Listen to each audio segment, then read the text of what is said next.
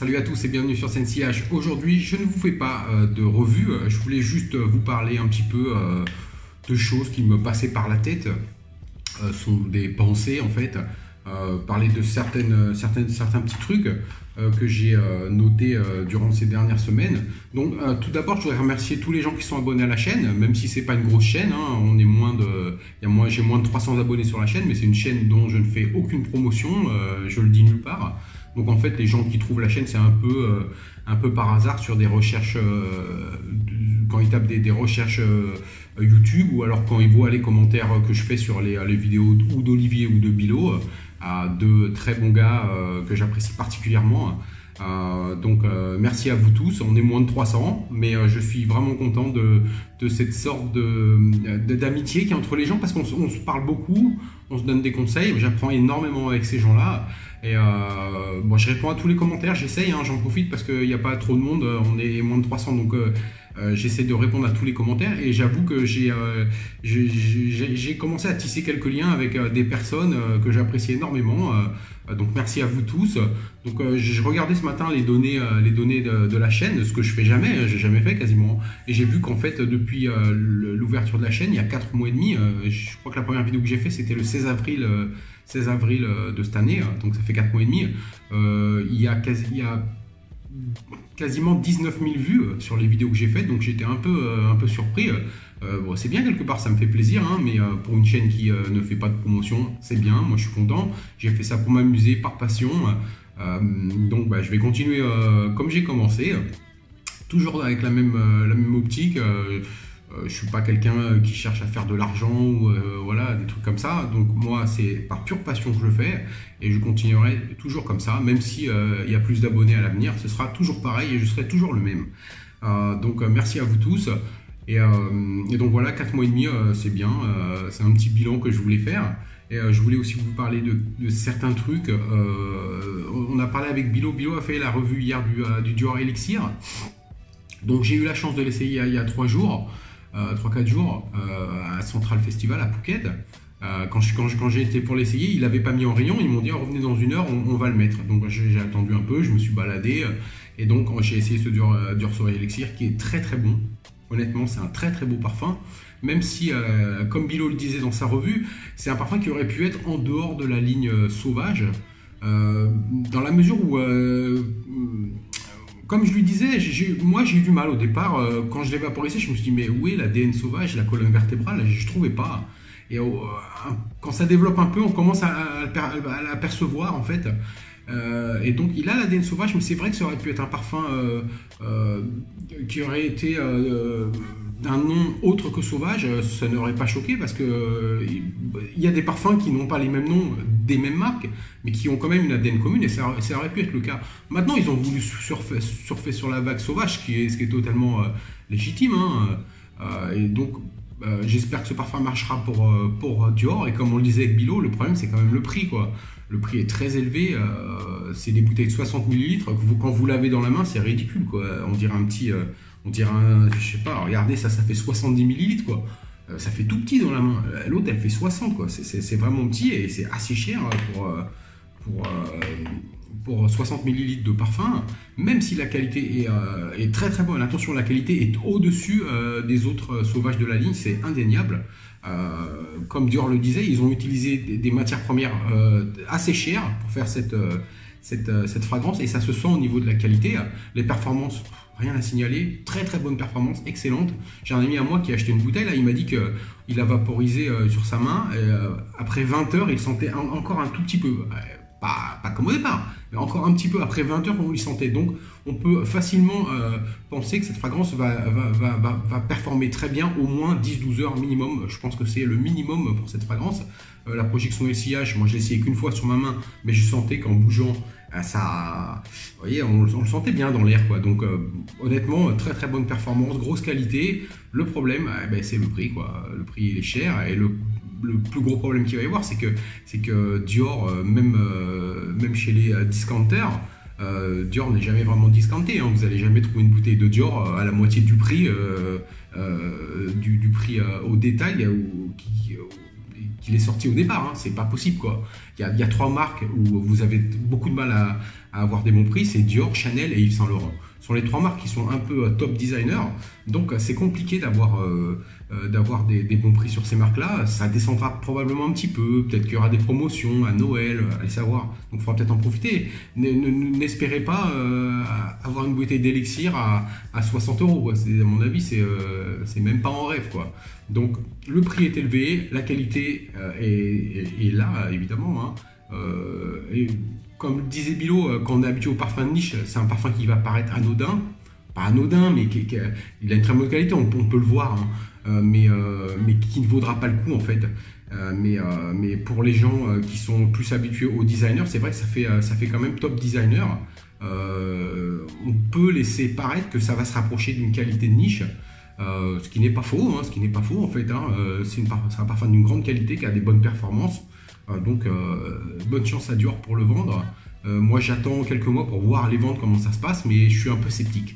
Honnêtement, je suis un peu sceptique parce que le prix est très élevé.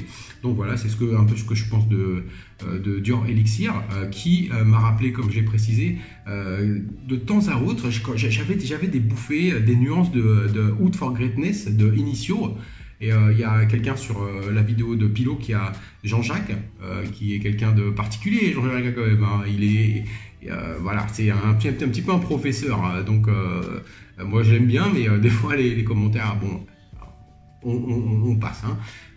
Donc il disait qu'il voit le côté Oud for Greatness par rapport aux notes boisées et à la lavande, la combinaison.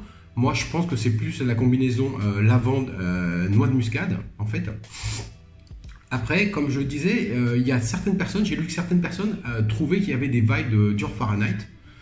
Moi, je l'ai essayé qu'une fois, hein, Dior Elixir. J'ai pas senti ça du tout.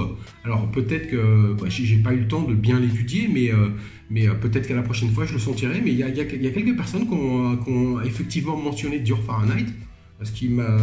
Alors, Elixir va avoir des notes en commun avec Fahrenheit, hein, la noix de muscade évidemment, la lavande, il a d'autres notes, je crois, en commun. Bon, après Fahrenheit, c'est un parfum qui a quasiment toutes les notes du monde, alors c'est facile de faire des comparaisons, mais je demande à voir, donc je le réessayerai. Donc voilà, c'était le petit aparté Dior Elixir. Maintenant, je voulais juste vous parler de quelques parfums que j'ai essayé récemment. Vous savez que j'ai beaucoup de samples. Elle est où ma boîte d'ailleurs? Voilà. J'ai une boîte à samples que je n'ai pas encore essayé. Qui est dans ma boîte poisson, ok, donc c'est un gros bol. J'ai au moins 50 parfums dedans que j'ai pas encore essayé. Mais cette semaine, un ami Thaï m'a envoyé des parfums que je lui ai demandé qu'il envoie de sa collection, et j'ai commencé à les essayer. Donc, c'est juste, voilà, la vidéo c'est pas une revue, hein, c'est juste pour vous montrer ce que je fais en ce moment. Alors il y a 2 Guerlain qui m'ont envoyé, qui sont fantastiques. C'est Santal Royal. Un très très beau Guerlain, il fait partie de cette collection, je ne sais plus comment il s'appelle, Orient, les exclusives Orient, quelque chose comme ça. Ces bouteilles qui font un peu bouteilles de vieilles bouteilles d'anciennes pharmacies, vous voyez, genre des potions dedans, des très jolies bouteilles d'ailleurs. Donc Santal Royal, très très beau parfum, qui est un parfum à base de rose et oud, hein, classique en Orient, mais en fait, Guerlain, j'ai l'impression que Guerlain, sur cette collection, il va m'envoyer les 2 autres qu'il a. Il a aussi musc noble, je crois, et encens mythique. Donc il va me les envoyer pour que je les essaye.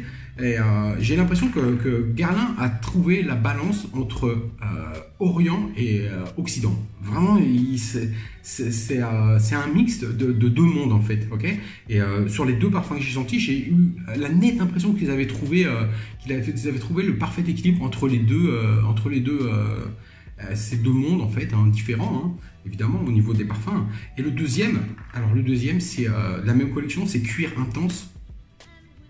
J'ai été, mais alors, subjugué par ce parfum. Cuir Intense, c'est un parfum donc à base de cuir. Je crois qu'il a du tabac aussi. Il doit avoir du tabac, je pense. Je suis pas sûr, mais il y a bien une petite touche de tabac. Et ce parfum est un cuir luxurieux, mais qui est complètement différent de Tuscan Leather de Tom Ford, par exemple. Mais j'ai été, quand j'ai senti, j'ai dit, mais putain, c'est quoi ce parfum, quoi? Et il est terrible, quoi. Cuir intense de Guerlain. Donc, quand on connaît la maison Guerlain, on sait un peu à quoi s'attendre, en fait. Hein.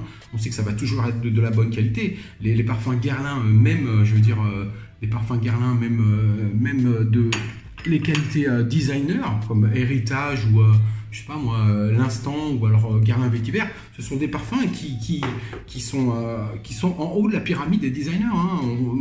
Pour moi, Guerlain, c'est quasiment une maison de niche. Alors quand on a des parfums un peu plus chers comme ça dans ces collections d'Orient, moi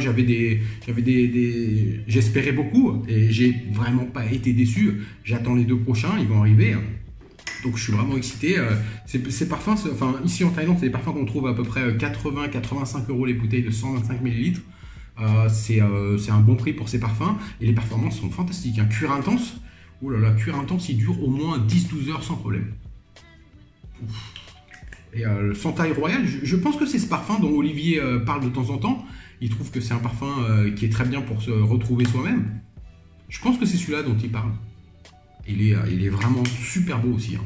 Ok, les deux là, wow, les deux Guerlain, ils sont terribles. Hein. Donc voilà, c'est ce que j'ai expérimenté. Là, il me reste à essayer, à comparer celui-là qui est Dior Homme Parfum de 2020. J'ai pas encore, je vais faire la comparaison avec ma bouteille. Ce sont les anciennes versions, évidemment, les 75 ml. Hein, donc je vais faire la comparaison peut-être aujourd'hui ou demain. Entre la nouvelle version de Dior Homme Parfum et l'ancienne. Je pense qu'il y a des petites différences, mais pas tant. J'ai entendu d'après ce que j'ai entendu, les revues, il est sensiblement pareil, il y a des petites différences, mais donc je vais voir ça par moi-même. Et je voulais vous montrer, voilà, le même gars m'a envoyé un sample de Black Orchid de Tom Ford. Black Orchid, la version parfum, la bouteille dorée. Donc Black Orchid, c'est un de mes parfums préférés. J'ai l'autre parfum évidemment, donc je vais faire la comparaison aussi avec le parfum, la version parfum. Je vais faire ça aussi dans les jours à venir. J'ai pas mal de trucs à essayer, c'est cool. Donc voilà, je vais voir ce que ça donne. Et un autre pote, j'ai beaucoup de potes en fait qui m'envoient des samples, m'a envoyé le nouveau La Nuit de l'Homme. La Nuit de l'Homme, c'est bleu électrique, c'est ça? Bleu électrique, ouais. Donc celui dont on dit qu'il se rapproche fortement des anciennes batchs de La Nuit de l'Homme, les batchs de 2011-2013. Donc je vais essayer ça aussi très très bientôt. Et puis, j'ai ça aussi. Je vais vous montrer. Alors ça c'est très très rare à trouver. Parce qu'il est ce con. C'est très très rare à trouver. C'est Fahrenheit 32, qui est un parfum qui est sorti en 2008, il me semble, 2008-2009. Peut-être 2007, je pense qu'il est sorti en 2008. Fahrenheit 32, c'est la bouteille blanche, ouais, la bouteille qui a un peu dégradé blanc. Ça, j'ai aucune idée à quoi ça, de ce que ça va sentir.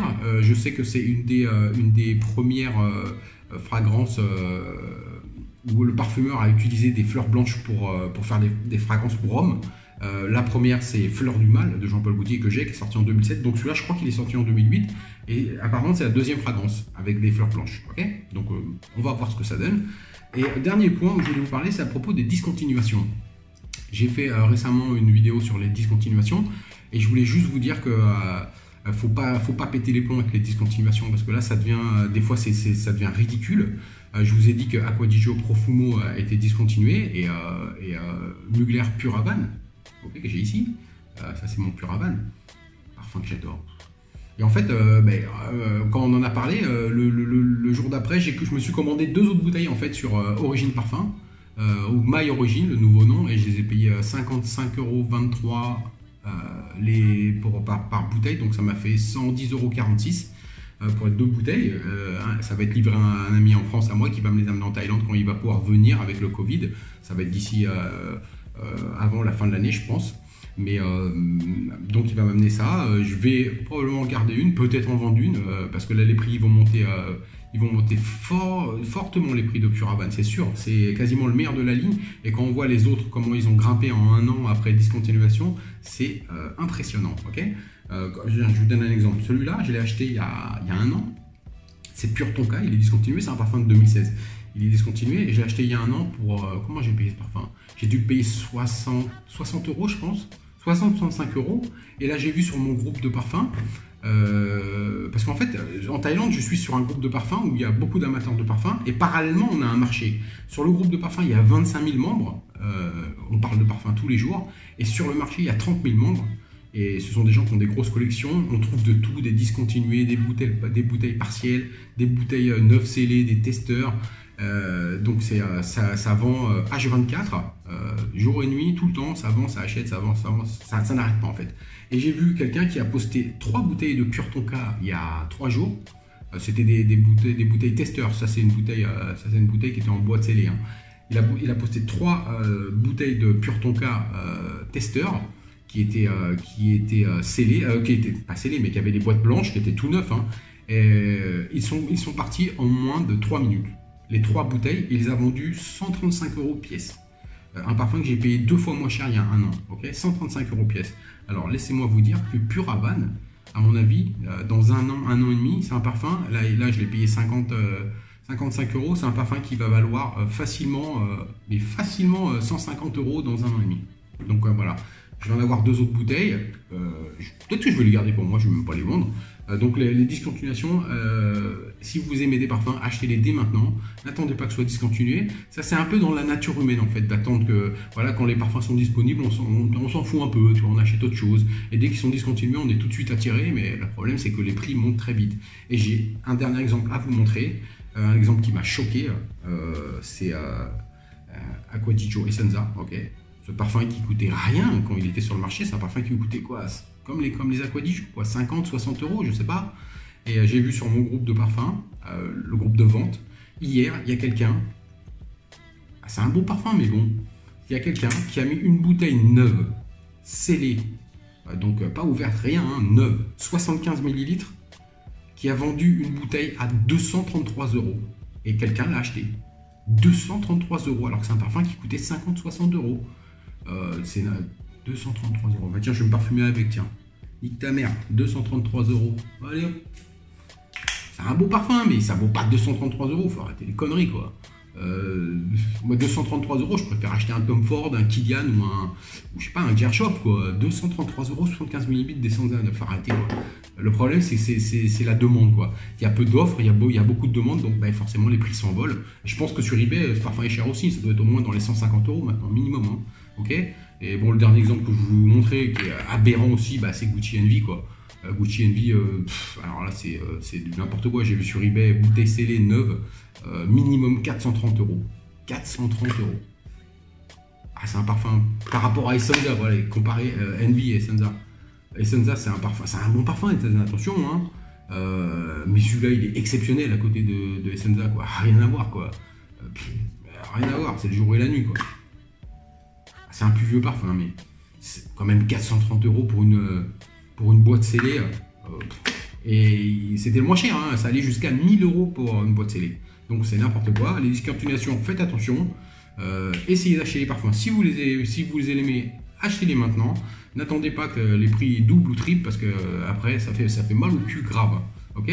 Donc voilà, c'est une petite vidéo sur voilà, les petites pensées de matinale, comme on pourrait dire. Merci d'avoir regardé la vidéo et on se voit bientôt. Et merci à tous pour vos commentaires et tous les échanges qu'on a et tout ce que vous m'apprenez. Il y a beaucoup de gens que j'apprécie énormément.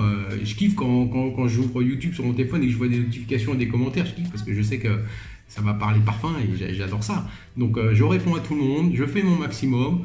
Les vidéos que je fais, c'est des vidéos amateurs, évidemment, je suis un petit amateur. Mais voilà, ça me fait plaisir de les faire, ça me fait plaisir d'interagir avec des personnes qui sont passionnés de parfum comme moi, même si des fois il y a des gens débutants qui viennent, c'est bien parce que je pense qu'avec les vidéos, que ce soit Bilo, Olivier ou d'autres personnes, s'ils regardent les revues en anglais, ils apprennent beaucoup, quoi.